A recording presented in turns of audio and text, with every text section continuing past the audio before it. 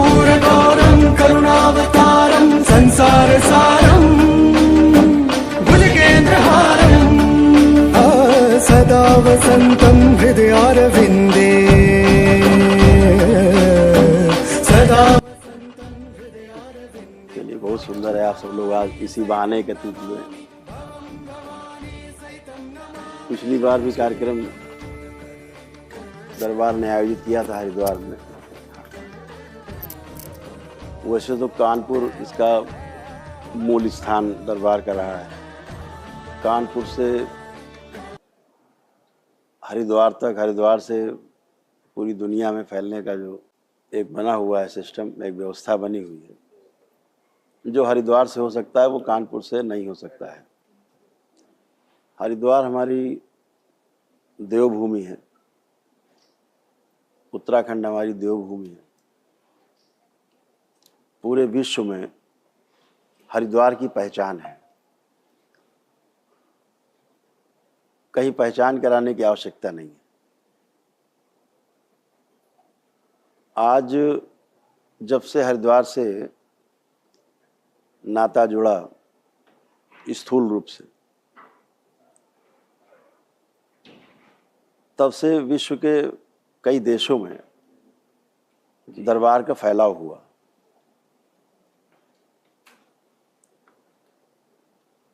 और उसका परिणाम ये रहा कि अमेरिका जैसे देश में भी कई जगह दरबार का उदय हुआ है और अपनी शैशवावस्था में है दरबार, धीरे धीरे बनने की ओर अग्रसर है। आज पूरे विश्व में जो सबसे बड़ा संकट है, रोगों का संकट सबसे बड़ा है। और जो रोग हैं ये शारीरिक भी हैं और मानसिक भी हैं। एक बहुत बड़ी अव्यवस्था पूरे विश्व में और एक संशय, एक आशंका पूरे विश्व में मानव जाति में फैली हुई है। किसी को भी रोग का इलाज कराए जाने के बाद उसके परिणाम को लेकर के कोई विशेष रूप से उनका निश्चित एक आकलन नहीं रहता है, ना डॉक्टर्स का रहता है ना पेशेंट का रहता है। उसके पीछे कारण है कि अनुमान के आधार पर चिकित्सा होना। जो दिखता नहीं है और जो दिखता है, दो प्रकार के रोग हैं। जो दिखता है रोग, वो जो नहीं दिखाई दे रहा है वो उसका आधार है। जो नहीं दिख रहा है वो आधार है। जो दिख रहा है वो मात्र कहा जाए कि भ्रम है। अगर एक फोड़ा हुआ हमारे शरीर में कहीं और फोड़े को आप सर्जरी कर दें, फोड़े का कारण नहीं पता, वो फोड़ा बार बार होगा शरीर में। बोलेंगे किडनी में स्टोन है, गैलब्लैडर में स्टोन है, निकाला जाएगा, फिर बार बार होगा, फिर सर्जरी। महिलाओं में तमाम जो उनके स्त्री अंग हैं, तमाम प्रकार के उनको कष्ट होते हैं, सर्जरी होती है, सिस्ट निकाले जाते हैं, स्टोन्स निकाले जाते हैं, सड़न गलन होती है, फिर से उनको होता वही रोग, बार बार रिपीट होता है। बार बार रोग रिपीट होते हैं। तो कारण क्या है कि रोग बार बार रिपीट होता है? पूरे विश्व में इसको लेकर के संशय बना हुआ। पिछले वर्ष एक रिपोर्ट आई थी, इजराइल ने और इंग्लैंड ने मिल करके एक शोध किया। उस शोध के पश्चात उनका जो निष्कर्ष है तो आधा अधूरा, लेकिन जितना भी उनका निष्कर्ष है वो एकदम सत्य है। आधा ही है लेकिन आधा सत्य है। आधे की जानकारी ना तो उनको हुई है और ना भविष्य में कभी हो पाएगी। क्योंकि जो शरीर को मान करके चिकित्सा करता है या शरीर को मान करके जानना चाहता है, वो पूरा जान नहीं पाएगा। क्योंकि शरीर के पीछे एक व्यवस्था है जीवन की। जीवन ही शरीर को मेधस के द्वारा संचालित करता है, मेधस मस्तिष्क को संचालित करता है और मस्तिष्क हमारे हृदय को संचालित करता है, हृदय हमारे पूरे शरीर को संचालित करता है। ये व्यवस्था है। अभी विज्ञान ने मान रखा है कि हमारा मस्तिष्क ही हमारे जीने का आधार है। मस्तिष्क के पीछे मेधस है, मेधस के पीछे वो जीवन है जो हमारे अंदर से आपसे बात कर रहा है, आपके अंदर बैठ के सुन रहा है। तो वह जीवन इसका सबका आधार है। जीवन के रोग अलग हैं और शरीर के रोग अलग है। जीवन की चिकित्सा की विधि अलग है और शरीर की रोगों की चिकित्सा की विधि अलग है। पूरा विश्व आक्रांत है, शरीर को मान करके चिकित्सा जगत सारा काम कर रहा है। उसके पीछे जो रोग का कारण है उसको उसके बारे में ज्ञान ही नहीं। क्यों? क्योंकि उसको मानता ही नहीं है कि पीछे कुछ होता भी है। हाड़ मांस के शरीर को, हाड़ मांस के ढांचे को, मांस के पिंड को, मस्तिष्क को उसने आधार मान रखा जो है नहीं। जब जीवन इससे निकल जाता है तो कूड़े जैसा आदमी मिट्टी के ढेर की तरह पड़ा रहता है, कुछ बचता नहीं।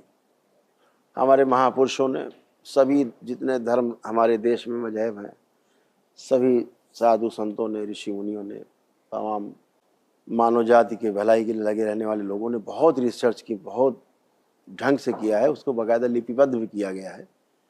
बड़े अफसोस की बात है कि उसको दरकिनार करके केवल धन के लालच में मनुष्य जाति को नोचा जा रहा है। अस्पताल में जाने के बाद आदमी किसी निष्कर्ष पे नहीं पहुंचता है कि जिंदा वापस जा पाएगा भी कि नहीं जा पाएगा। जैसे हम लोग छोटी सी उससे आपको बताने की कोशिश करें, हवन करते हैं हम लोग, अग्नि जल रही होती है, अगर अग्नि मंद पड़ जाए तो हम लोग फिर थोड़ा धीरे से जो सामग्री है वो कम डालते हैं, धीरे धीरे आग पकड़ लें। अगर इकट्ठा हम डाल दे सामग्री तो बुझ जाएगा हवन। अस्पताल आदमी तभी जाता है जब वो उसको बहुत ज़्यादा कष्ट होता है, तो उसका इम्यून सिस्टम काफ़ी कमज़ोर हो जाता है। इम्यूनिटी कमज़ोर होने का जो कारण है वो हमारी स्मृतियाँ हैं, जिस पे रिसर्च किया इंग्लैंड ने और इजराइल ने।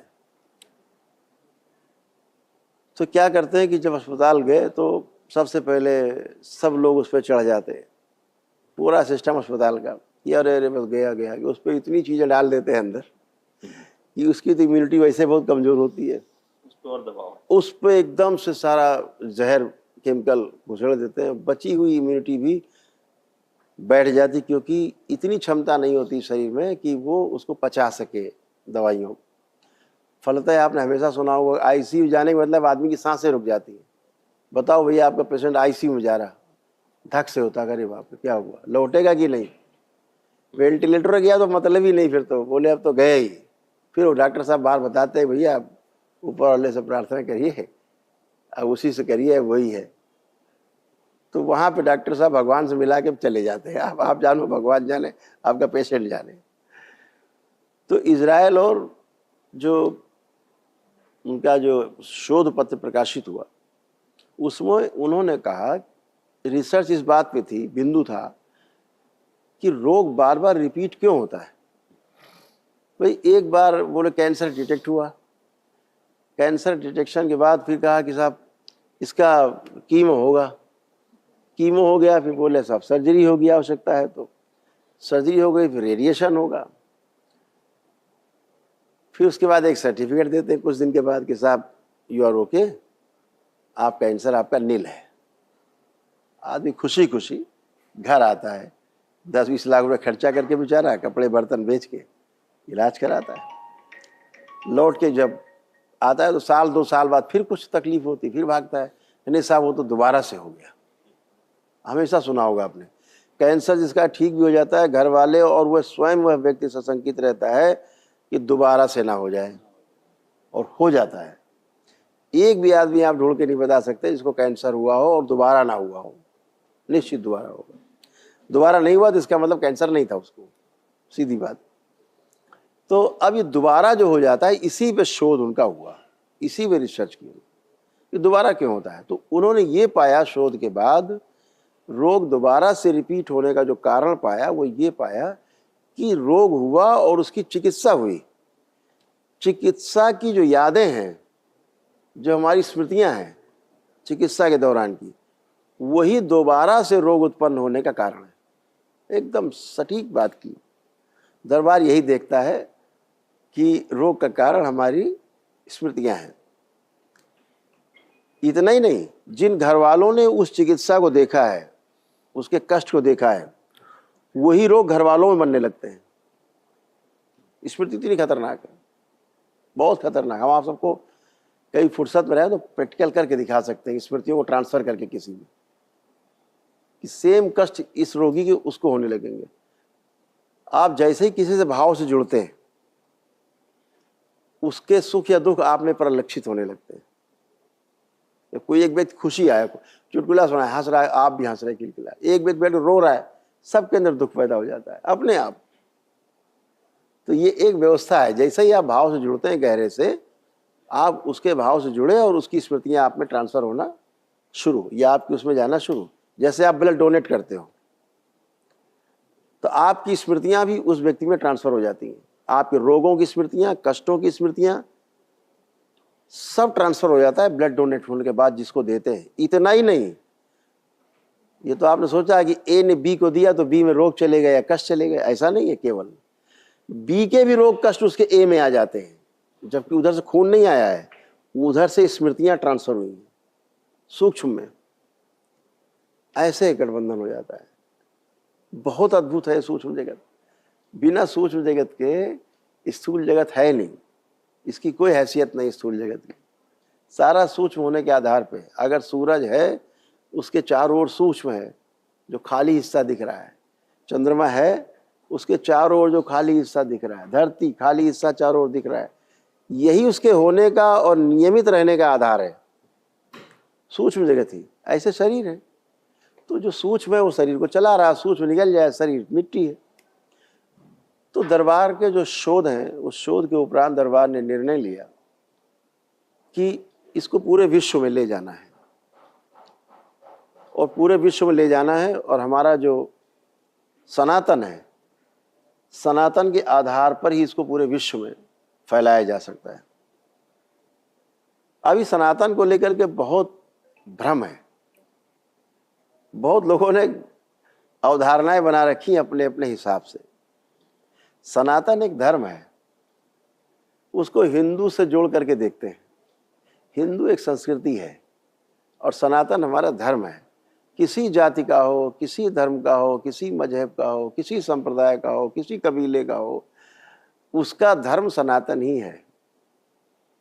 ये पहाड़ पर्वत, ये नदियाँ, हवा, पानी, मिट्टी, ये सनातन है। सनातन का अर्थ है जो सदा से था, आज भी है और सदा सदा बना रहेगा, उसे सनातन कहा जाता है। इसे किसी संस्कृति से जोड़ करके देखना ठीक नहीं है।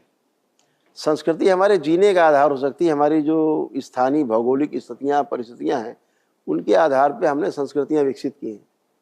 अपने जीने के आधार को संस्कृति के द्वारा हमने लोगों को स्वस्थ रखने का प्रयास किया हमारे महापुरुषों ने।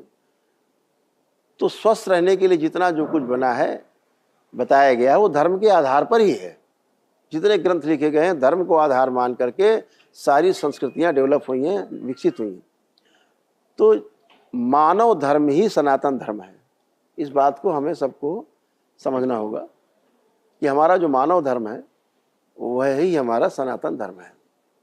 जहाँ कोई जाति पाति नहीं है, जहाँ कोई भेदभाव नहीं है, जहाँ कोई अमीर गरीब नहीं है, जहाँ कोई छोटा बड़ा नहीं है, जहाँ कोई पद से छोटा बड़ा नहीं है, उम्र से छोटा बड़ा नहीं है, केवल मानव है। तो हमारा जो मानव धर्म है तो वही हमारा सनातन धर्म है। इसी आधार पर पूरे विश्व में इस विद्या के द्वारा लोगों का भला किया जा सकता है। इसलिए इस दरबार का उदय हुआ कि हम इस विद्या के द्वारा, जिसे हम दरबार से जोड़ करके देखते हैं कि व्यक्ति की जो स्मृतियों का जो पिंड है, पूरा आधार है जो रोगों का या स्वास्थ्य का, आपकी जो स्मृतियां हैं आपके रोग का भी आधार है और आपके स्वास्थ्य, अच्छे स्वास्थ्य का भी आधार है। अच्छी स्मृतियां हैं तो आप स्वस्थ हैं, खराब स्मृतियां हैं तो आप रोगी हैं। तो दरबार इतना ही करता है कि आपकी जो खराब स्मृतियां हैं उनको डिस्ट्रॉय कर देता है, वैदिक रीति से, वैदिक विधि से उसको नष्ट कर देता है, और जो अच्छी स्मृतियां हैं आपकी वो प्रकाशित हो जाती हैं, तो आप स्वस्थ होते हैं। इतनी सी बात है। तो इसको पूरे विश्व में ले जाने की तैयारी है। तो दरबार हर 3 माह में एक अपना सम्मेलन करता है, महासम्मेलन। अपने दरबार के भक्तों का, शिष्यों का, जो बाबा के भक्त हैं, शिष्य हैं, उनका एक सम्मेलन करता है। उनको उत्साहित रखता है कि वो उन्हीं में से कुछ लोग आए आगे, उन्हीं में से कुछ लोग आगे आकर के समझें बात को और बात को समझ करके आगे बढ़ाएं और इस कराहती हुई मानवता को उसके कष्टों से, उसके रोगों से, उसकी समस्याओं से छुटकारा दिलाएं। ये सब चीज़ें दरबार ने अच्छे से शोध नहीं किया है, दरबार ने अनुसंधान किया है। अनुसंधान के बाद शोध होते रहते हैं। शोध और अनुसंधान में यही अंतर है। अनुसंधान एक ही बार होता है सैद्धांतिक रूप से, फिर उसमें जो फेरबदल, उसका और परिष्कृतिकरण और परिष्कृत करना धीरे धीरे। जैसे आपके पास पहले वायरलेस सेट आए, वायरलेस सेट से धीरे धीरे पेजर बन गया, फिर मोबाइल बन गया, फिर और अच्छे मोबाइल बने, बड़ा मोबाइल बना, छोटा होते होते इतना बड़ा घड़ी में आ गया। ये शोध है, ये रिसर्च है। लेकिन जो अनुसंधान है वो एक बार हो गया वायरलेस सेट के रूप में कि हमारे बेतार के तार से हम बात कर सकते हैं। ऐसे ही शिव ने जो हमारे सामने रखी, जो 112 विधियाँ रखी हमारे पूरे मानव जाति के लिए, वो पूरे मानव जाति के लिए है। उसमें हिंदू, मुस्लिम या सिख या बौद्ध या ईसाई या किसी अन्य धर्म का कोई उस पर जो धर्म कहते हैं वो धर्म नहीं है, ये संस्कृतियाँ हैं। अपना ठप्पा लगा देना उसके ऊपर कि हमारा है, ऐसा है नहीं। आप कहे तो हवा हमारी है, हो नहीं सकती, वो सबकी है। पानी सबका है, हमारा पानी है, ऐसा हो नहीं सकता। इसी बात का झगड़ा है जो चीज़ों को नहीं समझ पा रहे हैं। तो हमें इन चीज़ों को बहुत खुले हृदय से पूरी मानव जाति के लिए दरबार ने रास्ते खोले हुए हैं और हमारे दरबार के द्वारा हमारी ऐसी शुभकामनाएं हैं। अपने दरबार के साथ साथ आप सबकी शुभकामनाओं की भी आशा रखते हैं कि दरबार को आप सभी सहयोग करेंगे। उसके जो नीति है, उसकी जो रीति है, जो उसकी विधियां हैं, उनको समाज में पहुंचाने का काम आप सबके माध्यम से हो सकेगा अच्छे से। तो हम सभी आपसे अपेक्षा रखते हैं कि दरबार का जो कार्य है उसको हम रोग मुक्त भारत के रूप में, कि हम दरबार के नारे हैं ये कि रोग मुक्त मानो, रोग मुक्त भारत से थोड़ा ऊपर उठते हैं। तो दरबार ने नारा दिया कि रोग मुक्त मानो, शोक मुक्त मानो, भय मुक्त मानो, ऋण मुक्त मानो। ऐसे चीज़ों से मुक्ति मानो पा जाए, रोग से, शोक से, भय से, ऋण से, तो फिर नशा मुक्त मानो, नशा भी ना हो उसको मिले। दरबार की ये शक्ति है कि नशा दरबार मिनटों में छुड़वा देता है, कोई भी नशा करता हो। तो आप लोग मेरे सामने बैठे, आप मेरे सामने खड़े करो 100-200 लोग शराब पीने वाले खड़े कर दो, अगले मिनट से कभी शराब नहीं छुएंगे। ये दरबार की शक्ति है, वो सूक्ष्म जगत है। आपको लगता आप पी रहे हैं, आप खा रहे हैं, दरबार देखता आप खा ही पी नहीं रहे, कोई और खा पी रहा है आपके द्वारा, मजे ले रहा है। स्मृतियाँ डिस्ट्रॉय हो जाती, काम खत्म और आप अच्छे। ऐसे ही रोगी स्मृतियाँ डिस्ट्रॉय हो जाती हैं वैदिक रीति से, और रोग भी धीरे धीरे समूल नष्ट हो जाते हैं अपने आप, क्योंकि स्मृतियाँ जड़ हैं। तो जो मैंने कहा, जो इजराइल का और इंग्लैंड का जो शोध पत्र प्रकाशित हुआ था, वो बिल्कुल सही बात पकड़ी, आधी बात पकड़ी इन्होंने कि स्मृतियाँ जो रह जाती हैं रोग से इलाज की, उससे फिर दोबारा रोग हो जाता है। लेकिन अब अगर उनसे पूछा जाए कि पहली बार रोग क्यों हुआ, भाई इलाज की यादें रह गई, उस याद से दोबारा रोग हो गया है तो ठीक, लेकिन शुरुआत की बात करें कि पहली बार रोग कहाँ से आ गया आदमी में, तो वो उसकी पूर्व जन्मों की स्मृतियाँ हैं, उसके पितरों की, पूर्वजों की, जो पुरखे हैं उसके, उनकी स्मृतियाँ रहती हैं इस सूक्ष्म रूप से। तो उन स्मृतियों के आधार पर रोग डेवलप होते हैं। स्मृतियाँ माने कर्म स्मृतियाँ, यानी कर्म भोग का सिद्धांत के आधार पर रहता है। तो बातें आपसे बहुत करना चाहते हैं, बहुत करेंगे बातें, लेकिन जो मुख्य बात है कि इसको दरबार के फैलाव के लिए पूरे विश्व में इस बार संकल्प है हरिद्वार में कि पूरे विश्व में दरबार का फैलाव हो। उस संकल्प के साथ यहाँ समापन होगा। हरिहर। हाँ, कोई प्रश्न कर सकते। इसमें कौन कौन सी बीमारियां हैं जिसका होता है, आचरण पे क्या प्रभाव पड़ता है लोगों के, और क्या आपकी जो स्मृतियां जो आप जो खत्म होने से बीमारियां सही होती है, तो उसके बाद डॉक्टर किया और किसी चीज की जरूरत पड़ती है या नहीं पड़ती है, क्या वो भी फॉलो करना चाहिए और आपको भी फॉलो करना चाहिए? नहीं, ये ठीक है। देखिए, कोई आदमी बहुत कष्ट में है, एकदम उसके प्राण निकल रहे हैं, तो जो देखिए सबका सम्मान करना है, जब हमने मानव धर्म की बात की है तो उसका अर्थ है कि समावेश सभी का हो गया उसमें। तो चाहे एलोपैथी है, चाहे होम्योपैथी है, चाहे वो आयुर्वेद है, चाहे वो कोई पैथी हो, हर पैथी का जिसमें आदमी को विश्वास हो उसका इस्तेमाल कर सकता है। तात्कालिक रूप से करना चाहिए। अपने जीवन की रक्षा के लिए कोई व्यक्ति ये नहीं देखता कि भैया आपकी पैथी सर्वश्रेष्ठ है। आदमी ये देखता है कि हम ठीक कैसे होंगे। आप बताओ, हम भस्म खाने को तैयार हैं आपकी, अगर इससे ठीक हो जाए। आदमी शाकाहारी, डॉक्टर कहता नहीं भैया आपको तो अंडा खाना पड़ेगा और मीट खाना पड़ेगा, तो कहता भैया ठीक है खाएंगे, आपकी पैथी स्वीकार है। तो किसी पैथी से कोई विरोध नहीं है, किसी पंथ से, किसी संप्रदाय से, किसी प्रकार की पैथी से, किसी से कोई विरोध। मानव के हित में जो प्रयोग हो जाए, लेकिन इसमें मूल बात यह है कि उसकी स्मृतियों का नष्टीकरण होना आवश्यक है, नहीं रोग बार बार रिपीट करेगा। आप देखते होंगे जैसे कि किसी की मृत्यु होती है घर में, पिता माँ की, तो वही रोग धीरे धीरे बेटों बच्चों में आने लगता है, पत्नी में आने लगता है ना। वही रोग, वो स्मृतियाँ रहती हैं, और जैसे ही वो स्मृतियाँ डिस्ट्रॉय होती हैं वैसे ही उसकी जड़ कट जाती है। तो अगर स्थूल शरीर में उसका प्रभाव आ चुका है तो वो धीरे धीरे धीरे धीरे वो पुनः से बॉडी उसको अपने आप ही डेवलप करती है। यानी ईश्वर से आपकी स्वयं की प्रार्थना, आपके संकल्प, आपके प्रार्थना संकल्प से आप स्वस्थ होते हो।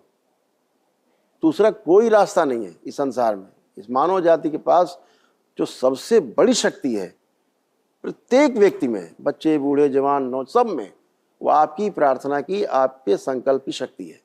उसी से आप ठीक होते हो। कोई डॉक्टर कहे मैंने आपको ठीक कर दिया, नहीं। पेशेंट जो आया है डॉक्टर के पास, पेशेंट का जो विश्वास है कि मैं उसके यहाँ जाऊंगा मैं ठीक हो जाऊंगा, ये संकल्प उसको ठीक करता है। डॉक्टर साहब नहीं ठीक करते। यस, तो आपका जो संकल्प है, अभी आप किसी डॉक्टर को, आपके कोई व्यक्ति हो उसको किसी डॉक्टर विश्वास ना हो, घर वाले कहें नहीं वहीं चलो बड़ा अच्छा डॉक्टर, उसको लगेगा नहीं वहाँ जाएंगे हम तो मर जाएंगे, हम तो उसके यहाँ जाएंगे, बगल पड़ोसी हमारा वो बैठता है पुड़िया बनाता है चूरन की, उससे हम ठीक हो जाएंगे। तो वो जाके वाकई वहाँ मर जाएगा, उसकी स्मृति है वो, और वहाँ चूरन वाले से ठीक हो जाएगा वो। तो ये उसका विश्वास जो है वो उसको स्वस्थ करता है, ना कि कोई डॉक्टर साहब ठीक करते। डॉक्टर साहब तो दवा देते हैं, और दवा देखिए कैसी स्मृति काम करती है। सुबह खाना है 2 टैबलेट, दोपहर में खाना है 3, शाम को फिर 2 खाना है, इसके खाने से हम अच्छे हो जाएंगे, यही तो है। अब ये स्मृति काम कर रही है, खाया और स्वस्थ हो गए, तो उसकी स्मृति ने उसको स्वस्थ किया है। ठीक है, आप उसको खड़िया घिस के खड़िया की टिक्किया बना के दे दो, कोई दवा नहीं दे दो, वैसे खा के स्वस्थ हो जाएगा वो। बिल्कुल, जो एक व्यवस्था है ये। तो मनुष्य के अंदर, स्वयं के अंदर शक्ति है स्वस्थ रहने की। तो सब पैथी का सम्मान करना है। जहाँ पे हमें तात्कालिक लाभ मिल सकता है हमें वहाँ पे वो जरूर करना है उसको। हाँ, लेकिन स्मृति का नष्टीकरण बहुत आवश्यक है, वो नष्ट नहीं होती। जैसे सपोज आपको एक और बात बताएं, जैसे एक परिवार में 10 लोग हैं, एक व्यक्ति को सपोज करिए कैंसर हुआ। देखिए मरता कैसे आदमी, और आपको गहराई में ले चलते हैं।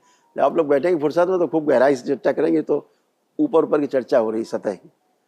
10 लोग हैं डोभाल साहब, एक आदमी को कैंसर हुआ। अब 9 के अंदर स्मृति चली गई, जागृत हुई बाहर वाली स्मृति, जो लोग मर जाते हैं कैंसर से, आई ना, कैंसर हो गया, अरे तो मर जाएंगे, बच्चे ही नहीं लगता। तो अब ये स्मृति आ गई। अब ये 9 में जो स्मृति काम कर रही है 10वें को परेशान करेगी। जो रोगी है ये 9 लोग उसको ठीक नहीं होने देंगे, नहीं ठीक होने देंगे। इन 9 लोगों के कारण उसकी मृत्यु होगी 10वें की। हाँ यस, उसको लगता है मर जाएगा। अब उसका डीएनए जुड़ा हुआ है। डीएनए का जो ऊर्जा पथ होता है, एक तो डीएनए हम स्थूल में देखते हैं, डीएनए का यस, तो डीएनए का जो सूक्ष्म पक्ष है वो सब जुड़ा रहता है। तो उसमें स्मृतियां आपस में ट्रेवल करती रहती हैं। तो वो उसको लगता है आप तो मर जाएंगे। तो यही भाव उसमें रहेगा पेशेंट में कि मैं बचूंगा नहीं, मर जाऊंगा। अगर ये 9 से समाप्त कर दी जाए, 9 में ये डाल दिया जाए, अरे बिल्कुल ठीक हो जाएगा, बिल्कुल नहीं मरेगा, वो 10वां एकदम स्वस्थ हो जाएगा।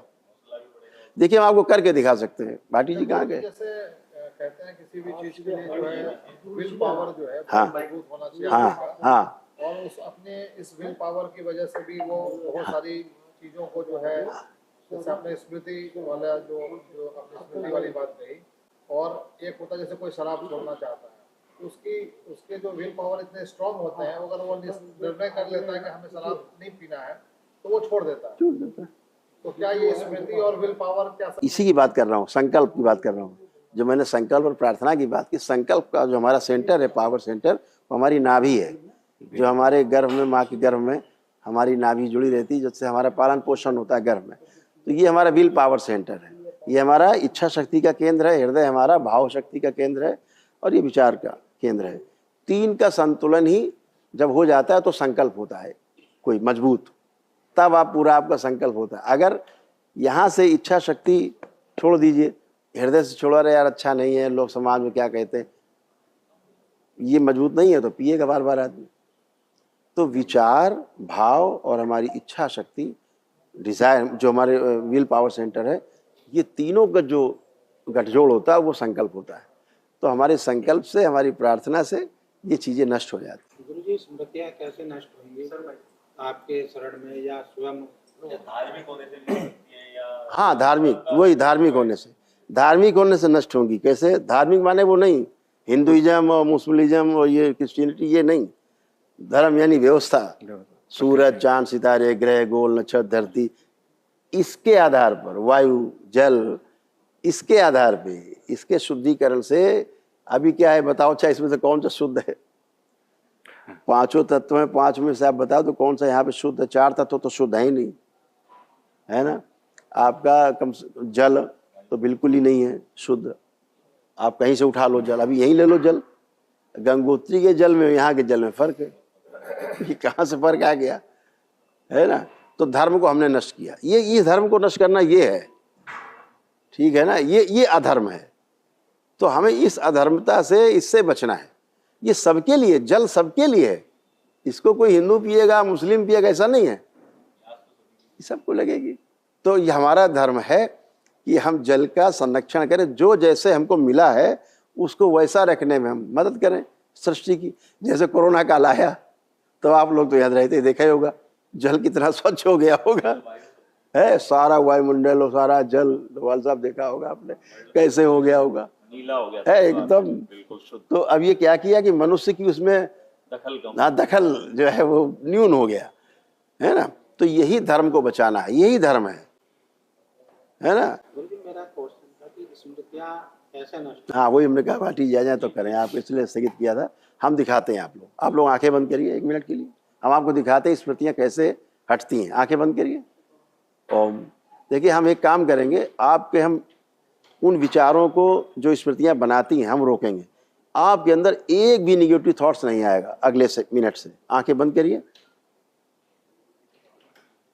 मन ही मन में प्रभु को स्मरण करिए, 3 बार बोलिए ओम नमः शिवाय, जोड़ दिया जाए अंतरिक्ष को। सभी के नकारात्मक स्मृतियाँ स्थगित कर दी जाए। शिव बैलेंस। 3 बार ओम नमः शिवाय बोल के आँख खोल दीजिए। आँख खोल दें। अब आप सभी लोग आँख बंद करके देखिए कि कोई भी एक थॉट्स, कोई निगेटिव थॉट्स आ रहा है क्या?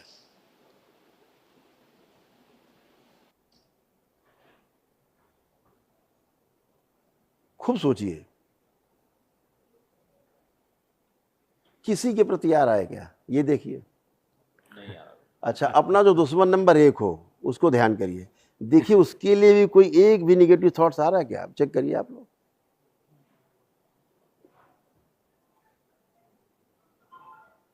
आ रहा किसी के लिए? नहीं आ रहा। तो किसी के लिए नहीं आ रहा, खालीपन सा लगा, खाली हो गया। तो अभी क्या हुआ कि आपके जो निगेटिव थॉट्स थे वो स्तंभित हो गए, रोक दिया। इसको वैदिक प्रक्रिया के द्वारा नष्ट किया जा सकता है। नष्ट माने रूपांतरित किया जा सकता है, क्योंकि एनर्जी का भी नष्ट नहीं होता। तक बच सकते हैं जैसे आपने अभी नष्ट करे हैं। हाँ, जीवन में कब तक बच सकते हैं? ये क्या है, जब क्या करना चाहिए जो हम इससे बहुत अच्छा जब आप धर्म की रक्षा करेंगे, मैंने बताया सनातन, जब उस धर्म की आप रक्षा करेंगे तो धर्म आपकी रक्षा करेगा। वाह, यही व्यवस्था है। वाह, बहुत बढ़िया। बहुत बढ़िया। तो इसको केवल समझना है बस कि धर्म की रक्षा वो हमारी रक्षा करेगा, इतनी तो बात है। इसी तरह बचा जा सकता है। तो जैसे अभी हमने आपको करके हमने तो कुछ किया नहीं, कोई मंत्र तो पढ़ा नहीं, कोई टोना टोटका किया नहीं, कोई जादू टोना तो किया नहीं, ना हमने आपको छुआ, लेकिन आपके विचार से स्तंभित होकर आप चले गए दूर। तो ऐसे ही नकारात्मक स्मृतियाँ आपकी वैदिक प्रक्रिया से नष्ट हो जाती हैं, आपके ध्यान साधना से नष्ट हो जाती हैं।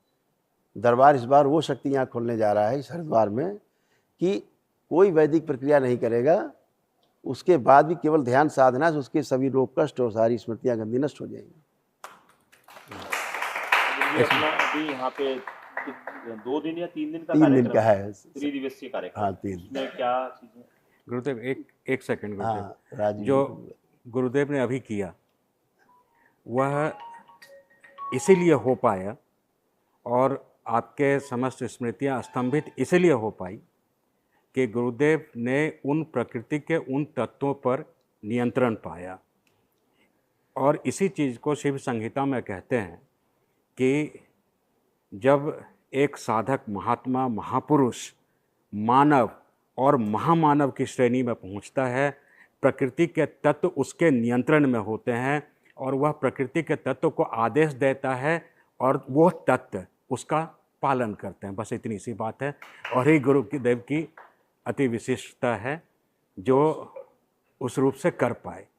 और यह शुरुआत के बाद जैसे किक स्टार्ट मिल गई, गाड़ी स्टार्ट हो गई, अब प्रत्येक मानव उस गाड़ी को जितने मर्जी आगे तक बढ़ा सके, बस इतनी सी बात है।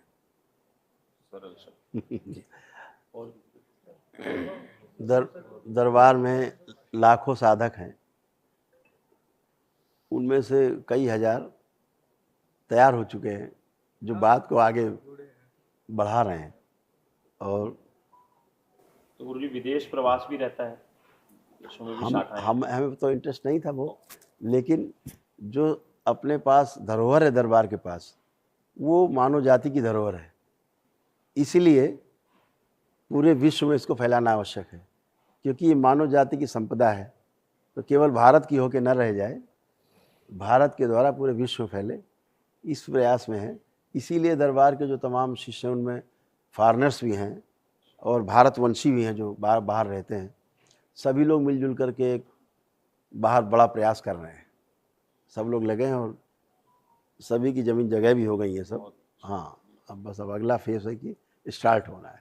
हरिद्वार के लिए भी गौरव की बात है कि यहाँ भी आपने स्थान बनाया। नहीं, बिल्कुल हरिद्वार ही वो स्थान होगा जहाँ से टेक ऑफ या लैंडिंग होगी इस देश में। इस देश में जो आपका, हमारे देश का गौरव, हमारे देश का मान ऊंचा हो, इसके लिए हर प्रयास दरबार करेगा कि हरिद्वार उसमें सबसे आगे रहे, कि हरिद्वार से निकल करके कोई दरबार और पूरे विश्व में फैला है। तो ये हरिद्वार के खाते में ही आएगा, ये उत्तराखंड के देवभूमि के खाते में ही आएगा।